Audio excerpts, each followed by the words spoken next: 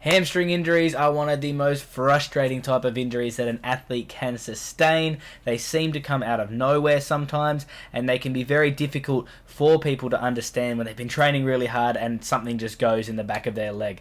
So what are hamstring injuries and how can we prevent them moving forward? There are a few different theories as to why a hamstring tears.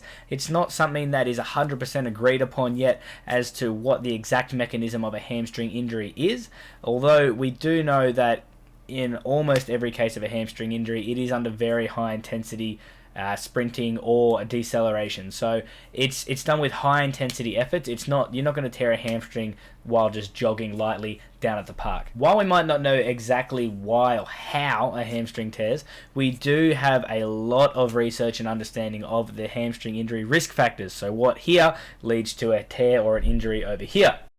And there are some non-modifiable or non-changeable risk factors. Say if you've had a hamstring injury before, yes, that does increase your risk of having another one. You can't change the fact that you've had a hamstring injury before. So we're not going to worry about the non-modifiable things. We're just going to push those aside. Look at the things that we actually can change and that we can improve to prevent these injuries. Number one risk factor is a really poor level of eccentric strength through the hamstring. Now, eccentric strength is where the muscle is lengthening as it's contracting. Think about, say, a bicep. As you are lowering it down, lowering a bicep curl, you're keeping that load on the bicep. You're not just dropping it. So that bicep is actually lengthening as it's actually contracting as well. That's eccentric strength. So put that in a hamstring context.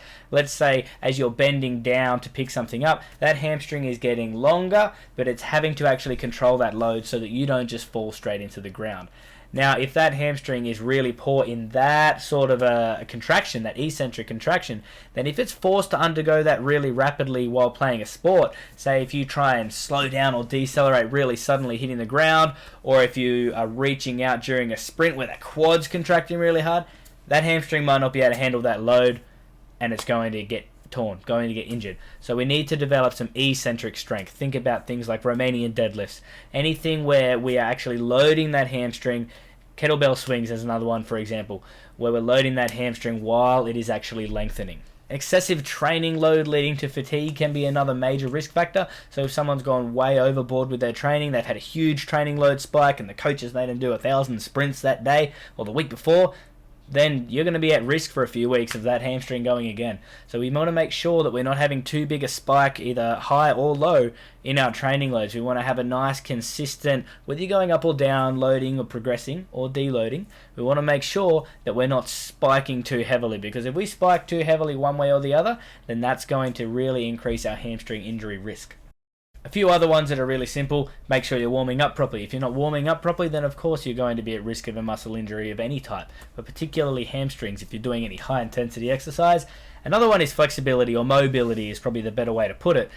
If you're going to ask your hamstring to go through certain ranges, you need to make sure that it can actually go through those ranges. If you're too stiff to go through a full running gait, a full running cycle, then of course you're going to be at risk if you're doing that with high intensity. So making sure you're mobile enough to actually do the things you're going to ask of your body is another one that we really want to look at.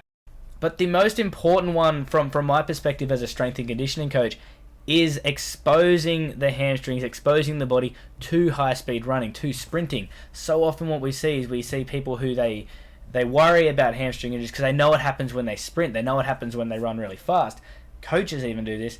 So they don't actually run really fast. They save that for game day. They never expose the body to high intensity loads. Now, even if you're taking the actual science and the data and the research out of this, look at it from a common sense perspective. If you're trying to get better at something or more durable at something, more resistant to it, not doing it is not how you're actually going to improve it. You're not going to get, say, better at push-ups by never doing push-ups and then just saving it for the push-up competition on push-up day.